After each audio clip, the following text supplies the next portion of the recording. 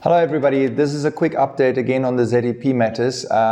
Thank you very much for everybody who watched the last video. We got lots of comments, lots of questions. I was able now to maybe find a position on one open question I raised actually in the previous video, and we will link it so that you can watch that as well. But basically, I just wanted to summarize and make sure it's very, very clear now.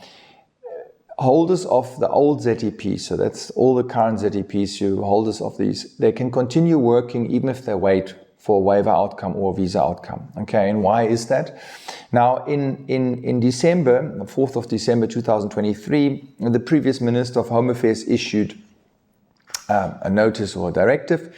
And in number 4, so you'll find that on Home Affairs website, on number 4, basically it says here that hereby further direct that approximately blah blah blah Zimbabweans who applied for other visa provided following the decision, and now it comes, are exempted from applying for new exemption permits pending the outcome of his or her application for a status. So are exempted from applying for new exemption permits pending the outcome of his or her application for a status. So this basically means that in consequence, you were a holder of a ZEP which and you applied for a waiver, the waiver is still pending. You can continue working, you can continue remaining in South Africa until the outcome of the waiver is come, and then obviously you need to apply for a general work visa. If you apply for critical skills, then you can continue working if your outcome is still not out until the outcome of the critical skills work visa application is out, okay?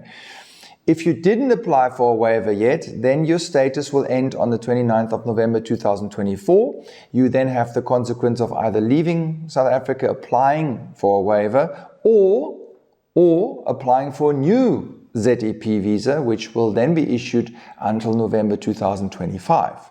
Now that new exemption permit has different rules than the previous ones. So you cannot transfer into the immigration status, and you cannot change the status, okay? So that new ZEP is a dead end. It basically means for 1 year you can still be here, you can work, but you cannot change anything from there. So then you need to leave in November 2025, okay? So the November deadline, end of November this year, is important. If you're a ZEP holder and you have not applied for a waiver yet, please do so. And obviously, if we were issued with a waiver, comply with what the waiver says. You usually have until June 2025 to apply for a general work visa. Okay, all right, cheers, bye.